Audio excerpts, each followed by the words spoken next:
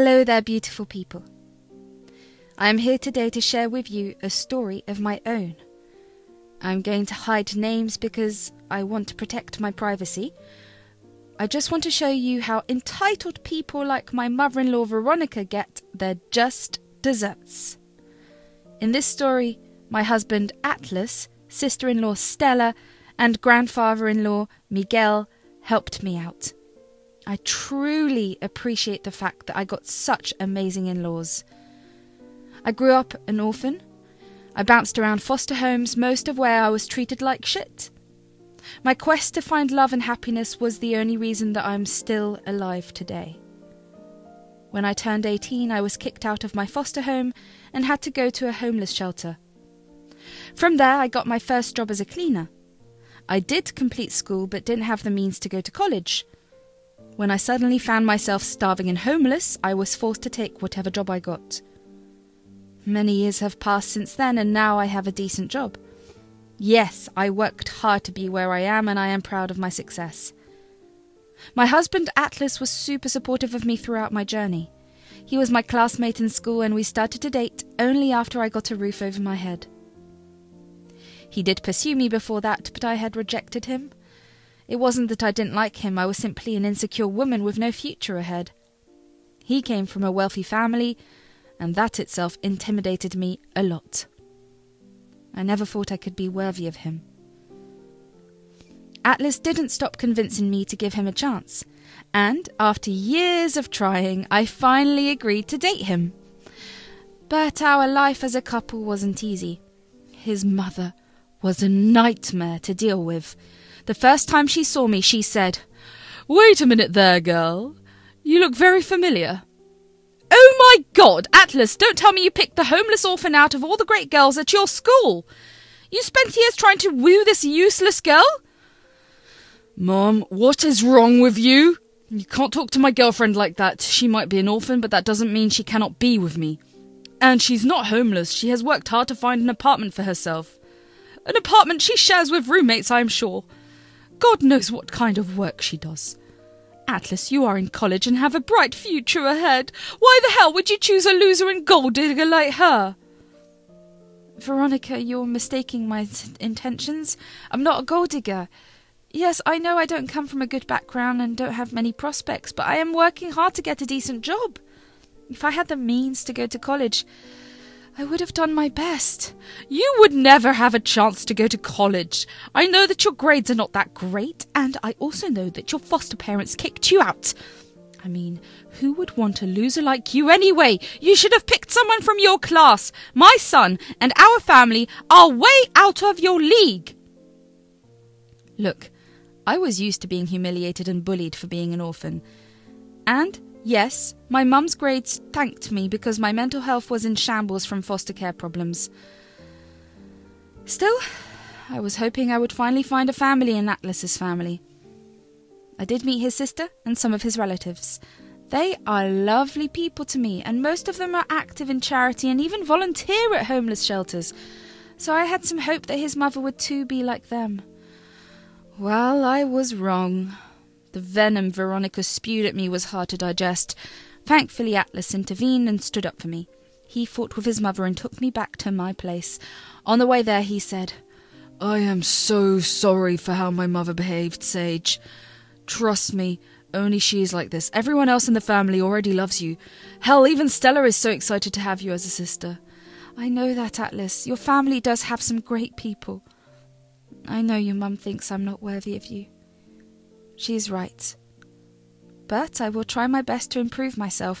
I hope she will accept me after that." "Sage, you're already perfect for me. You don't have to push yourself harder. My mother is a bully and doesn't have any achievements of her own. She's only wealthy because of my grandfather. She has no right to insult you like that." Atlas didn't have a great relationship with Veronica, and neither did Stella. Apparently she was an absent mum and left all the childcare to their nanny. She was busy partying and spending her dad's money on herself. She was never married, and her baby daddy terminated his rights after Stella was born. Veronica made no move to be there for her children, so they had some resentment towards her. Meanwhile, I never had a mum and desperately wanted to have a mother figure. I worked like a dog to get where I am. Veronica kept insulting me, but I still wanted to make her like me. All hell broke loose when Atlas proposed to me. We had been dating for 5 years and he thought it was the right time. Everyone was happy about the engagement except Veronica. She didn't raise hell in front of everyone because she didn't want her family to think ill of her, but she did send me some vile texts on my phone. She said, "You witch! How did you manage to get my son to marry you? All these years, I just thought you were a pastime for him. I thought he would grow out of you and finally settle with a rich girl, but now I see that you have managed to trick him into marriage." I didn't trick Atlas into anything. Veronica, I love your son and he loves me. That's why we got engaged. I promise I will keep him happy. Oh, shut up, Sage. I know girls like you are only after my son's money. Even if you are not, you are simply not fit to be his wife, and I will never allow you two to get married. You better leave him before I teach you a lesson about what happens when you mess with me. True to her word, Veronica did everything to mess with our wedding. Me and Atlas got absolutely fed up with her. We didn't tell anyone except Stella. Miguel was a good man who didn't tolerate people acting like brats, so we knew if we told him about it, he would do something drastic. You should know that it is Miguel's money that Veronica spends like there is no tomorrow. We feared that he would cut her off once he found out. So, we decided to elope to avoid drama. But turns out that set Veronica off even more. She screamed and yelled at Atlas for ruining his life and his family's image. They had a huge fight until Miguel intervened and told Veronica to get over the elopement. I thought that the drama was over. It was the very beginning. About 6 months after we eloped, Veronica suddenly decided to be chummy with us. She even invited us to a family gathering that she was hosting to celebrate our wedding. Me and Atlas were sceptical at first, but thought about giving her a chance. Well, our doubts were proved right when Stella came running to us crying. At that time, Miguel was in the house and Veronica was on vacation. Stella said, "Guys, look at what Mum is saying. Oh my God, I can't believe she has been arranging the family gathering for this." "What's wrong, Stella? What are you saying?" "Mum said she wanted a family gathering to celebrate our marriage." "No, Atlas, she isn't hosting a party for that. Look at what she has texted me. God, I'm so freaking mad right now." Let me just tell you what Veronica wrote to Stella. "My mother-in-law found out that I used to work as a cleaner. She planned to use this as an excuse to belittle and make fun of me. She arranged the gathering so that everyone would pile on me and humiliate me. She was convinced that everyone would find me disgusting. She laid out her plans to Stella because she didn't expect her daughter to rat her out. When we saw the text, we were furious." Atlas said, "That is it, Sage. She has crossed all limits today. There is no way we are keeping contact with her now." God, I never knew Mum could be so cruel. How the hell did she turn out to be so soulless? I don't know what to say, guys. I'm thoroughly humiliated already. I knew Veronica never liked me, but I always tried with her. I think I made a mistake and should stop. I will never match up to her standards. "Don't ever say that, Sage. It's Veronica who's in the wrong. She has turned into a horrible woman. I have tolerated her nonsense long enough, but not anymore. You are family, Sage, and when someone attacks my family, I won't let them go easy. We will find a way to teach her a lesson." The 4 of us put our heads together and came up with a plan. Then we made the perfect plans to teach Veronica a good lesson. We told everyone about the issue and asked them to join our plan. Thankfully, everyone agreed. Everyone came to the party knowing that Veronica had planned. She had no idea that her own plan would turn against her. As soon as the guests arrived, Veronica immediately started to make fun of me with them. Just like we predicted, no one joined her or laughed at her jokes about me. Their serious expression caught Veronica off guard. Still, she didn't stop with the jokes and insults. Things took a drastic turn when Miguel showed up. He walked in and caught everyone's attention. Just as we were about to sit down for dinner, Miguel announced that everyone had something to give to Veronica. She looked confused. When everyone produced a letter with her name, she was even more confused. She said, What are these letters, guys? I'm not sure I understand what is happening here. Why have you brought these letters? You will find out once you have start reading the letters, Veronica. We all know why you invited us here today. There is no reason to act coy. You did some planning and we did some planning of our own as well. What do you mean, Dad? What planning? I don't understand. There are too many letters here. Why don't you all just read them out loud? I don't have the patience to go through them. Veronica had no idea that she had just set herself up for humiliation. As soon as she told people to read their letters out loud, people started to do that. Veronica was stunned when the letters were read. Everyone in the room had written against her, calling her a classist, witch, and a horrible person. My dear mother-in-law was shocked to hear the letters. Even Stella, her own daughter, spoke against her. The final blow was sent by Miguel, who wrote a scathing letter for her. He said, Dear Veronica, when you told me that you had arranged a family gathering for your daughter-in-law, I was very excited. Everyone in this family loves Sage and thinks highly of her. She's truly a hard-working lady and we admire her for her success. It broke my heart to know that you have only arranged this family gathering to humiliate Sage for being a cleaner. I couldn't imagine raising a daughter who didn't respect people. I didn't know that my daughter is so cruel that she thinks people are inferior to her because of their jobs. Trust me, Veronica, everyone else here was as shocked and disgusted as me. I was the one who suggested everyone writes letters to you. I did it mostly because I had a lot to say to you. I guess you don't remember, Veronica. Your wealthy father used to clean houses too. Yes, I worked the 3 jobs to start my own business. I grew up with poor parents who passed away before I turned 18. They left me with no money. I had to look after my siblings by working 3 jobs. I cleaned houses, cars and tables at restaurants. I fed my family and gathered money to start my business. The wealth you see now is made from money that came from these odd jobs. Yet today you called a gathering to insult the very base of my success and your wealth. I didn't expect this from you, Veronica. All the people you see here have struggled to establish themselves. All of us have worked odd jobs and menial jobs to get where we are today. None of us were handed our wealth on a silver platter like you were. The wealth you take so much pride in actually belongs to me and not you. You dropped out of college, partied throughout your life and didn't lift a finger to achieve anything in life. I was a weak dad who loved his daughter a lot. I didn't see how you were turning into a monster. Today you yourself have opened my eyes to reality. I don't even know if I still want to call you my daughter. The room went silent after Miguel's speech. Everyone looked at Veronica with a very pissed-off expression. Miguel was right. Everyone who attended came from humble or impoverished backgrounds. All the people of Veronica's generation were aware of that and decided to stay humble. It was only Veronica who turned out like this, so when her plan was revealed, everyone took offence on my and their behalf. Veronica looked very frightened, especially with her own father read such a scathing letter. She started to tear up and tried to say, Dad, I am sorry, it's not like that. I didn't mean to insult anyone. It was just some harmless fun. Enough is enough, Veronica. Stella has shown me all the texts you sent her. Don't you have any shame, Veronica? Your own daughter is freaking disgusted with you. She called me and cried about how disappointed she is in you. I can't believe you're still trying to claim that it was not meant to be insulting. Dad, I swear I didn't mean to insult Sage. I was only trying to joke around a little. She's twisted my words to paint me as a cruel woman. Don't you dare try to put this on Sage. She didn't do anything here.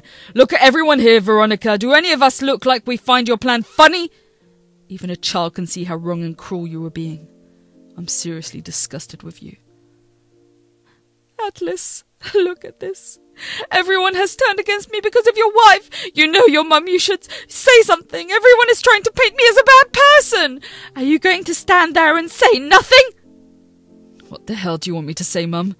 Why the hell do you think I'll side with you? Even after we exposed you, you're claiming this is all Sage's fault. How delusional can you be, Mum? The only reason I haven't written a letter today is because I don't need to write down my feelings. I'm perfectly capable of speaking my mind after what you have done. Veronica was, again, pretty stunned by the fact that no matter what she said and did, everyone was still blaming her. That's when she knew that trying to act like an innocent woman wouldn't be beneficial to her anymore. So she turned on me instead. She cried and said, "You witch! You have influenced everyone against me! I know this is all your plan. You didn't want anyone to find out about your gold-digging ways, so you decided to make me the bad guy. I know what people like you are capable of."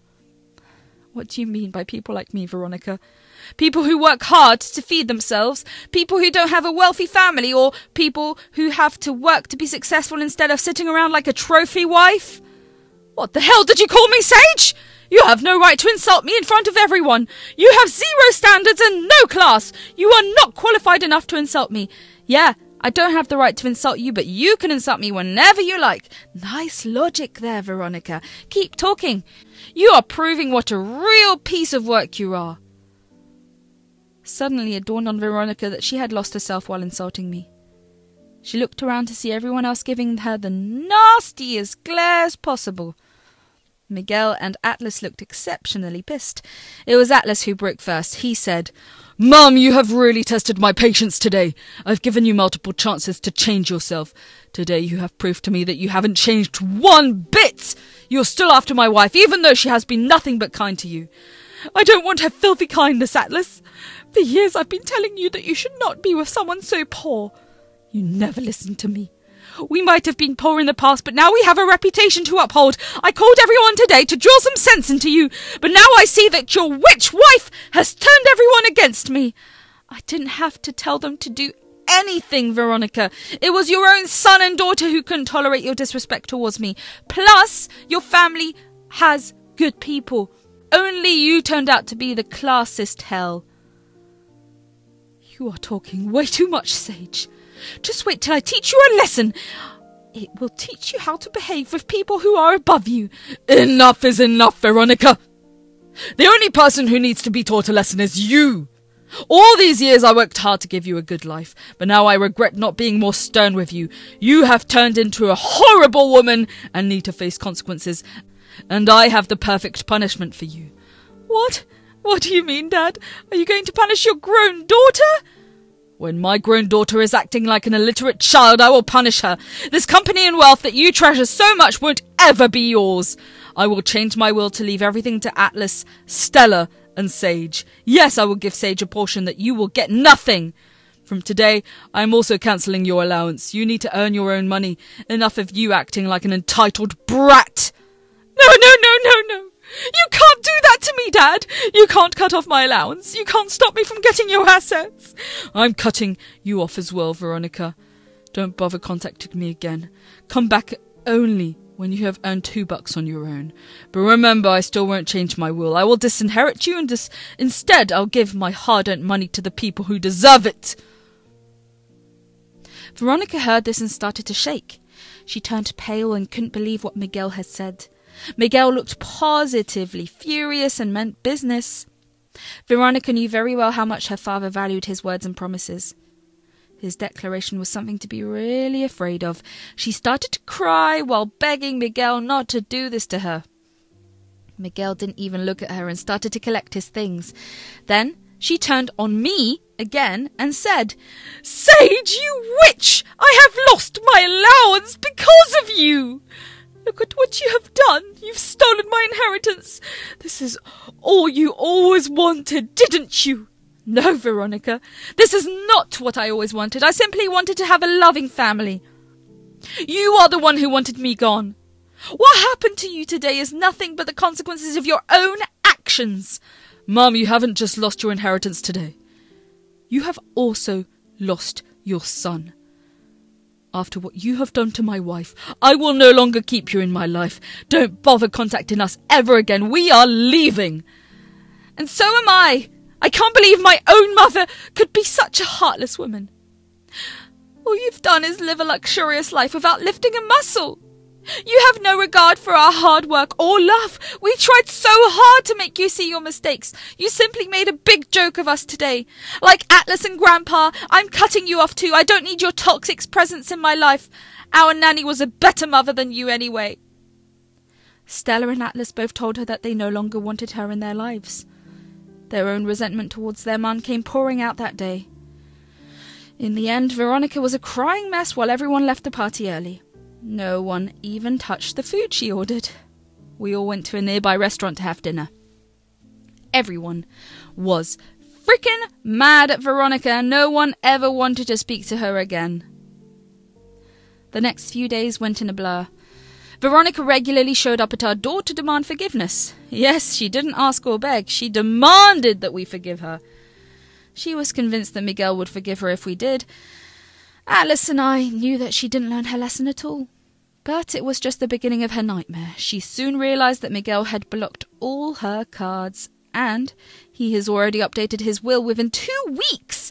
Veronica was in deep trouble. She had no money of her own and only had a house to her name. The only thing Veronica had left was the house, and it wasn't worth a lot, but she was forced to sell it to get money. After a few weeks, her grocery was out, and she desperately needed money for shopping. No one was willing to help her, so she had to borrow money from someone. Selling the house was necessary because she needed to repay the money to avoid jail. Veronica did get a good amount from the house, but it wasn't enough to last her over a year. Ironically, she had to find a job as a cleaner because she didn't qualify for anything else. She tried to get back in contact with us, but Atlas, Stella, and Miguel still wanted nothing from her.